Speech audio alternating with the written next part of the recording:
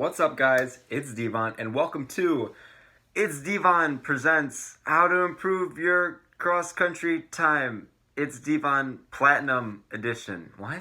So basically, guys, I just want to say right now, I am not the state champion. I'm not some four-time state qualifier. I'm not some all-American. I'm not some super great runner guy. I'm not Mario Kart 8 Deluxe Edition, all right? I'm just basically, this is me here, and I think I'd like to know what I'm talking about. I think I know what I'm doing here, you know, and I see a lot of people that, you know, they have questions about running and stuff in general. These aren't the most advanced or detailed tips, but it's pretty strong, you know. I'm kind of giving you guys some stuff that I do, and maybe it can help you. So we're going to start basically. Tip number 1, summer training is super important, guys. Seriously, especially in college, but you know, I'm talking about high school runners specifically. Summer literally can make or break your season. You know, if you don't train for the summer, or if you don't train as hard as you should be over the summer, then it's not going to work for you. You know, you have to be dedicated to it during the summer. You know, if you're doing like 30 or 40 miles a week, and then you show up to the season, you're expecting everything's going to be great, unless you're like a freshman, it's probably not going to go that great. So summer's important. You know, it's a way to establish yourself, you know, get used to everything that's going to be going on during the season. You know, it's a way to build yourself so then you can improve while the season actually starts. All right, tip number 2. You got to have good workouts. You got to have, you know, you have to have, when I say good, I just mean ones that are going to actually benefit you. You know, I saw something on Twitter the other day from this one team that's in our conference and stuff, and it's like we had a great 3x500 workout, and this was like in the middle of the season, and so I was like, okay, well, that seems kind of short, you know. So workouts that I do, or my team does, you know, we do 4 to 5 mile tempos, we do super long fartlegs, we do high repeats, like we have 8x800, 7x1200, you know, 7x1000, 8x1000, you know, like stuff like that. We have very high sets of repetitions. Like those workouts, you know, especially for cross country, track might be different, but for us, you know, it really does help. You know, it really can build yourself. So then when you have a 3-mile race, but you did all this other shenanigans, like the 3-mile race isn't going to be, it's, you get it, you know, it works together and it makes it like a little bit of pizza, you know. The analogy doesn't make sense, but you get it. You know, you have to have good workouts. Otherwise, you know, what are you doing? You know, it's just, if you look at the race and the race is going to be harder than the stuff you did in practice, then you're doing everything wrong. Tip number 3, distance runs. They're really important, you know, and a lot of people look at distance runs and they don't think they're that important and stuff, but for me, you know, they really are, you know. I know some teams, I heard over the summer, you know, there's this guy who was really close to All-State, and my teammates, some of them know who he is, and he goes his distance runs, you know, at like 6:50 pace, and we were all like shocked because we go like 6:20, 6:10s, you know, 6:30s pace, you know, for our distance runs of like 8 to 10 miles, and we were kind of shocked by this, and he's super good, and we're all like hyper mega good. Wait, no, distance runs, you know, you have to gradually increase the pace, not only from the long run itself, but over the season. You know, say in like June, you know, or that's too early, like July, you start your long runs out as like, let's just say 7-minute pace. By the time it gets to like October, it should be at like 6:30s. You know, it's gotta go, but it should feel easier. You know, if over time, over the weeks, you say, all right, let's go 2 seconds or 3 seconds faster average pace, it's gonna get a lot easier for you gradually over time. And then when you go back and you do 7 minutes, for example, it's gonna feel like you're walking it, you know.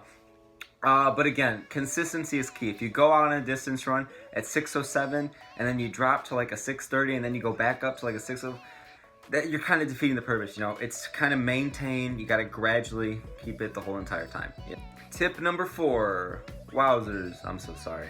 Tip number 4, guys. You know, with your training, you got to be smart, but you can't be easy on yourself. I know, you know, there are times where people say like, oh, you know, I would do the other like 3 reps of the workout, but I don't want to overdo it.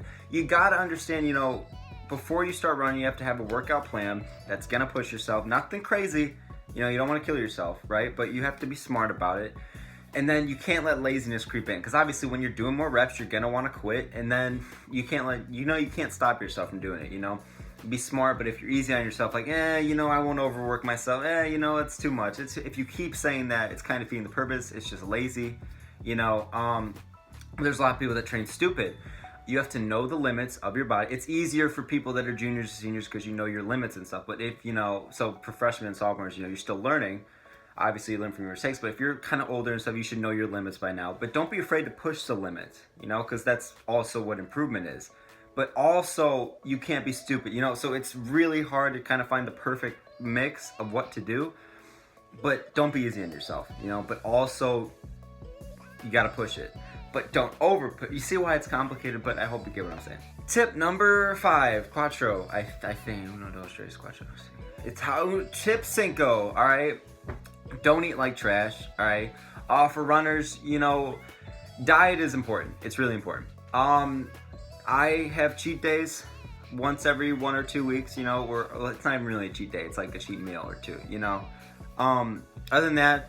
You can't be too strict with your diet though, because we are all, for high schoolers watching this, this is what the video is mainly for, but our bodies, and stuff like that, it's developing still. You still need to grow. You're a kid, right? But also, you gotta be smart, You can't eat shit every single day and then expect to be fine, because it doesn't work that way. I'm not saying you have to have, like, the Mo Farah diet, right? But you also can't just eat whatever you want, And it's different for a lot of people. I knew this one kid who literally the day of a meet, he had this whole mega-sized bag of Swedish fish. I don't know what this story has to do with anything, but food involved in running. Okay, so he had this huge mega bag of Swedish fish, literally ate half the bag, and then runs like a super fast 400 and 800, and literally like he was munching on Swedish fish the whole entire meet. So some people and he eats like trash all the time. He doesn't run anymore, but still, he ate like trash all the time, and he was still fast and stuff, But those are just the naturally talented people, they're gonna go fuck shit up, and then I'm gonna be like, ooh, okay.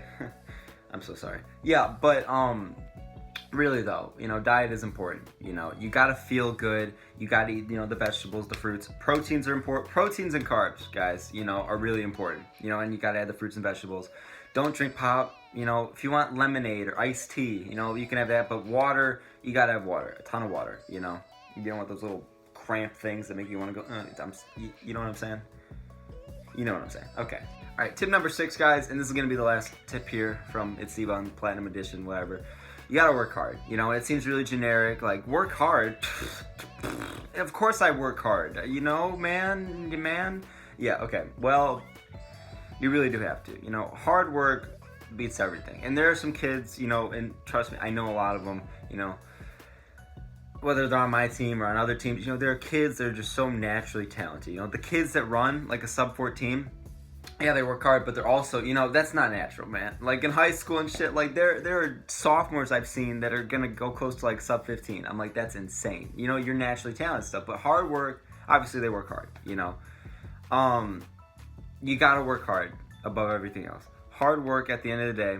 If you outwork this one person in practice, odds are you're going to outwork them in the race. Say there's 2 people, one is equally as talented as the other kid, but the other kid knows how to work hard. Who's going to win the race? It's going to be the kid that works hard, because he's going to fucking pass you, and you're going to say, nah, working hard is everything. When you don't want to wake up in the morning and run, you got to fucking do it, If you don't want to eat healthy, you're like, I'll just have these 12 donuts, which, yeah, you can't do it, Working hard is everything, guys. That's what really makes a great runner, Everything else, I don't know. You gotta push yourself. If you don't push yourself, you don't push the other people around you, you gotta make an impact on yourself and your team. That's all I got, guys. Hopefully I helped some of y'all out. I just want to touch on weekly mileage. If you want to be legit, and you want to see your work paying off and stuff, I'm not saying to start out with like this as a freshman or a sophomore. When you get later in your career and stuff, and you're the junior and the senior, and you want to be legit, 65 to 85 miles, is where you should be at. I do this. D. Mark Shelley does this. A lot of my other teammates do this. The varsity ones that are pretty fucking good. That's where we really are at. 60 to 85 miles. That's if you want to be legit. That's where you got to be at. You'll obviously see your work pay off. So just touching on that. But we're all different. We all do different miles. I know Dylan Jacobs it came out like an interview or something. He does like 50 miles a week, and he went 13:57 as a senior. So literally, we're all different stuff, but for the life of me, 65 to 85 miles or 60 to 85 miles doesn't really matter. Somewhere there. Thank you guys so very much for watching. itsDvon. I like pointing to like you didn't know who I am. It's me. It's Woozy. Just kidding. I'm ugly.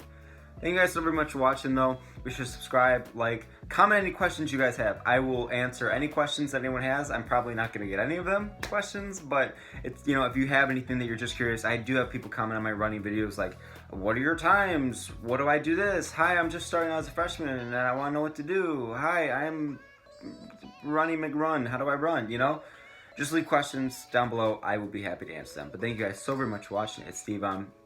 See y'all later.